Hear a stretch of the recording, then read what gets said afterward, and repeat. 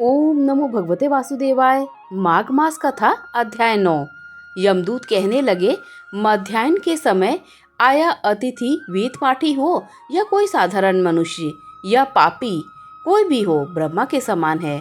जो रात्रि के थके हुए भूखे ब्राह्मण द्वार पर आए यात्रियों को अन्न जल देता है, मध्याह्न के समय जिसके घर आया हुआ अतिथि निराश होकर नहीं जाता, वह स्वर्ग का वासी होता है।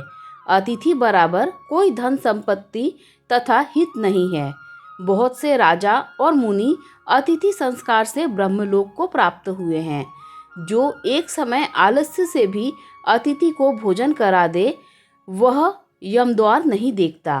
केसरी ध्वज से वैवस्वत देव ने कहा कि जो कोई इस कर्म भूमि मृत्यु लोक से स्वर्ग को जाने की इच्छा रखता है, वह अन्न का दान करे। दूत कहता है कि यमराज कहते हैं कि अन्न के बराबर दूसरा कोई दान नहीं है। जो गर्मियों में जल, सर्दी में ईंधन और सदैव अन्न का दान करते हैं, वह कभी यम के दुख नहीं उठाते। जो अपने किए हुए पापों का प्रायश्चित करता है, वह नरक को नहीं जाता। जो काया, वाचा और मन से किए हुए पापों का प्रायश्चित करता है, वह देव और गंधर्वों से सेवित शुभ लोक को प्राप्त होता है। जो नित्य ही व्रत, तप, तीर्थ करते हैं और जितेंद्रिय है, वह भयंकर यम को नहीं देखते हैं। नित्य धर्म करने वाला दूसरे का अन्न, भोजन और दान त्याग दे। नित्य स्नान करने से बड़े बड़े पाप नाश होकर यम को नहीं देखता।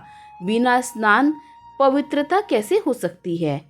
जो मनुष्य माघ मास महात्मा के समय में चलते जल में स्नान करते हैं, वह बुरी योनि नहीं पाते, न ही नरक में जाते हैं। माघ मास में प्रातः स्नान करने वाले मनुष्यों को नियम पूर्वक तिल पात्र और तिल कमल का दान करना चाहिए। यमदूत कहते हैं, हे विकुंडल, पृथ्वी, सोना, गौ आदि परम दान करने वाला स्वर्ग से नहीं लौटता। बुद्धिमान पुण्य तिथियों, व्यतिपात, संक्रांति आदि को थोड़ा सा दान करके भी बुरी गति को प्राप्त नहीं होता।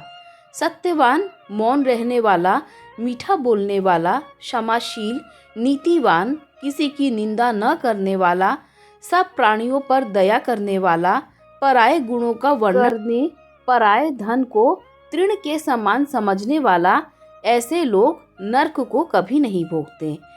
दोस्तों, यही अध्याय 9 समाप्त होता है। नमः श्री विष्णु, नमः श्री विष्णु, नमः श्री विष्णु।